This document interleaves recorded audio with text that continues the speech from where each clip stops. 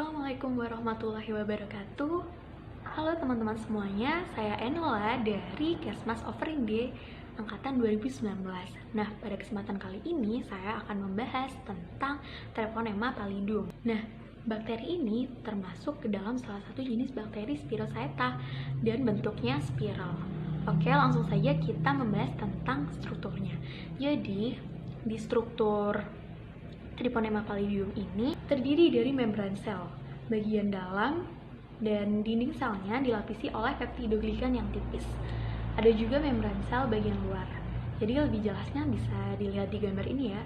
Kemudian ada flagel periplasmik atau biasa disebut dengan endoflagel. Nah, selanjutnya terkait dengan ciri-ciri dari Treponema pallidum ini, yang pertama, ia ramping dengan lebar kira-kira 0,2 mm dan juga panjang sekitar 5-15 mm.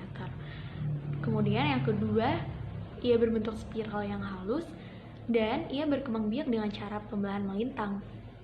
Nah, Treponema pallidum ini membutuhkan oksigen untuk metabolisme, tetapi dia itu sangat sensitif terhadap efek toksik oksigen karena ia akan mati dalam 4 jam bila terpapar oksigen dengan tekanan atmosfer 21%.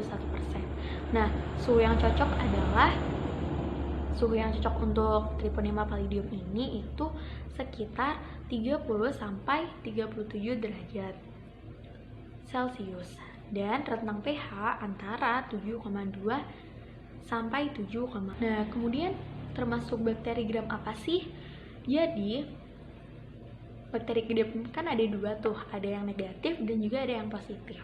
Nah, yang positif dinding selnya menyerap warna violet dan memiliki lapisan peptidoglikan yang tebal. Sedangkan yang negatif dinding selnya menyerap warna merah dan memiliki lapisan peptidoglikan yang tipis. Jadi, untuk Treponema pallidum ini ia termasuk ke dalam bakteri gram negatif. Nah, apakah kemudian ia menghasilkan toksin atau tidak? Nah, jadi tidak ada tanda-tanda bahwa bakteri ini bersifat toksigenik karena di dalam dinding selnya dia ditemukan adanya eksotosin dan juga endotoksin. Nah, jadi dulunya bakteri ini dianggap ke dalam anaerob obligat. Namun sekarang ia telah termasuk ke dalam organisme mikroaerofili. Nah, jadi penyakit yang ditimbulkan dari bakteri ini adalah penyakit sifilis, di mana gejalanya itu ada 4, teman-teman. Yang pertama ada sifilis primer, sifilis sekunder, sifilis laten, dan juga sifilis tersier. Nah, untuk sifilis primer sendiri itu ditandai dengan luka di bakteri tempat itu masuk. Kemudian yang kedua tentang sifilis sekunder. Jadi pada sifilis sekunder ini ditandai dengan munculnya ruam pada tubuh. Dan yang ketiga adalah sifilis laten, di mana dia tidak bergejala tapi ada di dalam tubuh penderita. Dan yang terakhir ada sifilis tersier, di mana sifilis pada gejala ini tersier ini dapat menyebabkan kerusakan pada otak, jantung, dan juga organ-organ lainnya.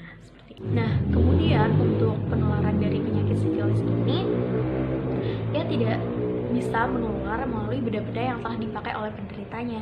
Jadi misalnya melalui gelas, handuk, atau kemudian bangku tempat ia duduk. Nah, dia tidak bisa menular melalui benda-benda seperti itu. Tapi cara penularannya adalah dengan kontak secara langsung. Kontak secara langsung ini bisa melalui ketika misal ada tubuh kita yang terluka gitu. Nah, kemudian terinfeksi atau mungkin bisa juga melalui hubungan seksual. Nah, tapi bisa juga dari ibu hamil yang menularkan kepada janinnya. Nah, jadi seperti itu teman-teman sedikit terkait dengan Treponema pallidum.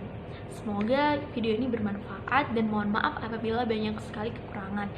Terima kasih. Wassalamualaikum warahmatullahi wabarakatuh.